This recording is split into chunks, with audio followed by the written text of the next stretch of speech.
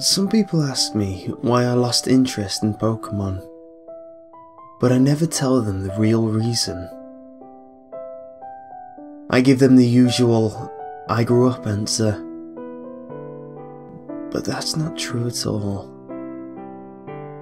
I feel like the best way to accept what I saw that day is to tell somebody about it, and that's exactly what I'm doing. This is the story of the cartridge that destroyed my devoted adoration for Pokemon. This is the story of Pokemon Rotted Yellow.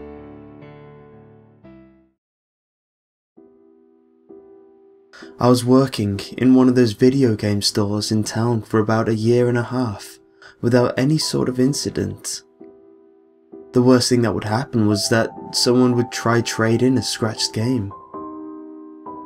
One day, I had been working alone at the store when a young boy, maybe 10 at most, came in.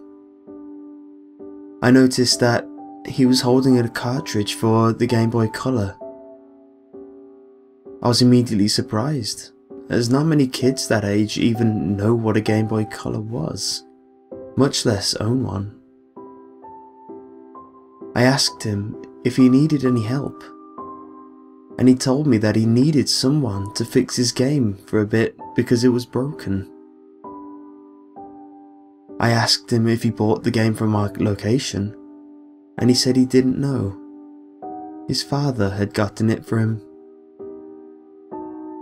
Normally I would have said no, but then I noticed that the cartridge was for a Pokemon Yellow game, and it just didn't feel right to deprive a kid of a Pokemon adventure. I asked him what was wrong with the game, and he told me it kept freezing in the same spot every time he tried to play, and that his Pokemon kept dying. I thought the boy just had a weak time, but I went along with it and told him that I would do my best to fix it, though I couldn't promise anything. The boy gave me his name and phone number and went on his way. Not thinking too much of it, I put the game in the top drawer beneath the cash register. As I was closing the shop that night, I threw the game into my bag and headed home.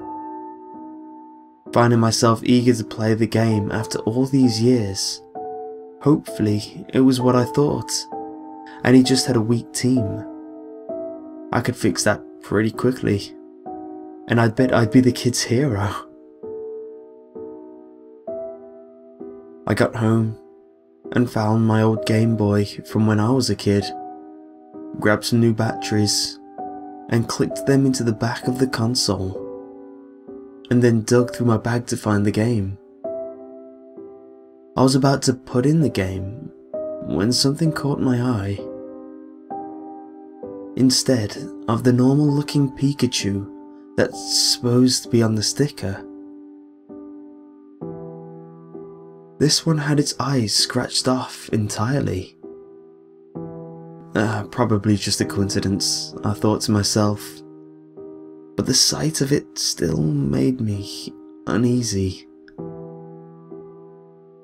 I turned the game on. The game started off as normal.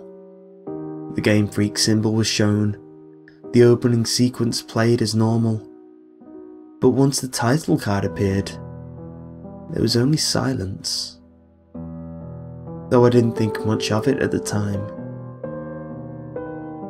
I selected the saved game file, but the file didn't open. Instead, a message popped up saying that the save was corrupt. That was strange, because the boy told me his file was okay. It was just frozen on one part of the game. I tried a few more times, but to no avail. I was getting frustrated, so I decided to start a new file. The new file worked, and the game played out like it was supposed to, without any glitches. I was in Cerulean City when I was teleported to Lavender Town out of nowhere.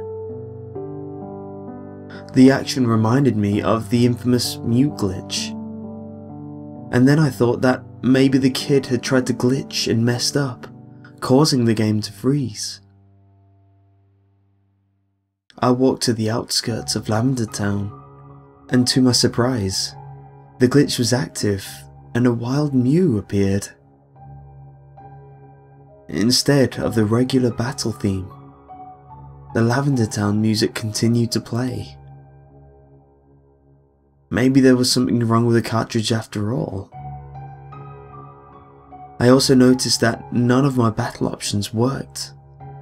The only choice I had was to run. This annoyed me, because who doesn't want to Mew? But because it was the only option, and I didn't want to start over at the last save, I was forced to do it. After that, the game continued normally. I went to Celadon City and obtained the Sylph Scope. When it came time to do the cemetery mission, the game went haywire again. Instead of having to travel through each individual floor, I was teleported to the final form, where I assumed I was still supposed to calm the soul of Marowak. The wild Marowak appeared, but there was no music. After I sent out my Pokemon, Pikachu, the Marowak transformed into Mew. I battled it and tried to get its HP down, but even though my Pikachu was a much higher level than Mew, it barely did any damage. Somehow, Mew never actually attacked. I eventually managed to get its HP low enough and tried throwing a Pokeball at it. Maybe if I caught it, the game would go back to normal. When I threw the Pokeball, Mew turned into one of the unidentifiable ghosts that you saw without the Sylph Scope. Out of nowhere, the text read, "Ash whited out." This really confused me. My Pikachu was nowhere close to fainting, and I still had all my other Pokemon. Instead of restarting at the Pokemon Center, I was sent back to the final door of the cemetery. I noticed that Pikachu wasn't following behind me. I walked over to where the battle would surely begin again, when I was suddenly led to a tombstone, near where the battle had taken place. I hit the A button to see if there was any text on it, and the sound of Pikachu's fainting cry played. My Pikachu had died. Right after the cry had played, the Marowak appeared again. I sent out my Pidgeot, and Marowak once again transformed into Mew. This time, Pidgeot attacked on its own, without my command. Mew was left with 1 HP. Mew used Destiny Bond, and when my Pidgeot attacked without my command again, Mew evaded the attack. Mew had used the curse, leaving it with 0 HP, and Destiny Bond had taken down Pidgeot along with Mew. I still should have won because I had 4 more Pokemon in my party. Instead, I whited out again. I wanted to stop, but I knew I couldn't. It was a sick joke that I desperately needed to know the ending of. Once again, I restarted at the final floor of the cemetery, where I was led to a new tombstone, where my Pidgeot was. The fight started again, and sure enough, the same thing happened to every member of my party until I was left with no more Pokemon. I expected to white out after my last Pokemon had fainted, or in this case, died. But my character was forced into battle to fight Mew himself. This was getting ridiculous. But then again, something was stopping me from turning off the game. Of course, there was no way for me to attack Mew, and I didn't think Mew would have any powers over me either. However, Mew was somehow able to use Curse and Destiny Bond on me. How was a Pokemon able to use that power on a person? I whited out immediately. When I reappeared, I wasn't at the cemetery. I was in my bedroom, in Pallet Town. I immediately noticed that my character didn't look normal either. I was transparent. No music was playing either.